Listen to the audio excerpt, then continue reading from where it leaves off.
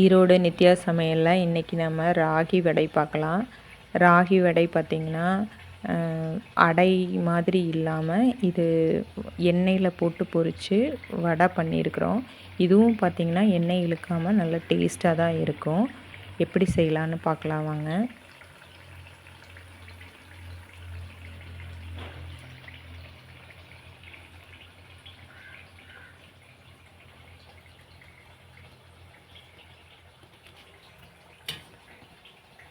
இதுக்கு ஃபஸ்ட்டு பார்த்திங்கன்னா முருங்கைத்தலை எடுத்துக்கோங்க. முருங்கைத்தலையை வந்து நல்லா தண்ணியில் போட்டு அலாசி பூச்சி இல்லாமல் எடுத்துக்கோங்க.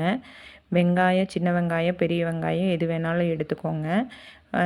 முருங்கைத்தலையை நல்லா அலாசி வச்சுக்கோங்க. ராகி மாவை சல்லடையில் போட்டு சலிச்சுக்கோங்க. அப்படின்னா தான் கட்டி இல்லாமல் இருக்கும், நம்ம பிணையறக்கு ஈஸியாக இருக்கும்.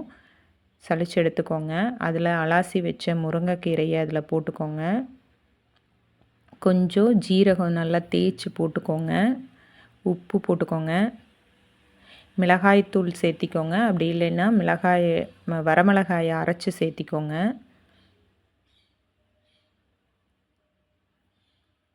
வெங்காயத்தை நீட்டாக கட் பண்ணி போட்டுக்கோங்க.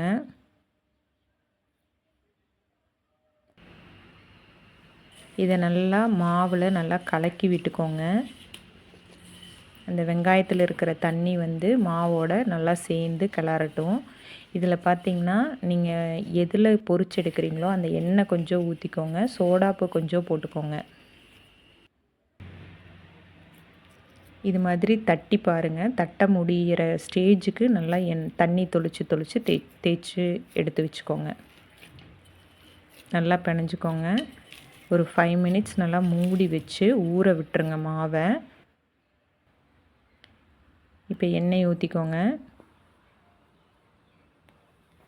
எண்ணெய் ஊற்றி மூடி வச்சுருக்குறோம் இல்லையா, அதை இன்னொரு டைம் நல்லா பிணைஞ்சு நல்லா தட்டி எடுத்துக்கோங்க. எவ்வளோ தூரம் தட்ட முடியுமோ அவ்வளோ தூரம் தட்டி எடுத்துக்கோங்க.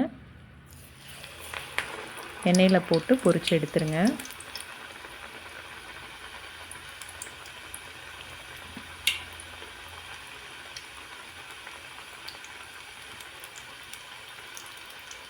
இதில் பொட்டுக்கடலை போடலாம்.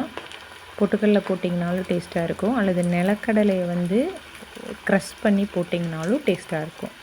நீங்கள் அந்த டேஸ்ட் பிடிக்கல அப்படின்னா ராகி மட்டும் போட்டுக்கோங்க. பொட்டுக்கடலை போட்டிங்கனாலும் டேஸ்ட்டாக இருக்கும். நல்லா வேக விட்டுக்கோங்க.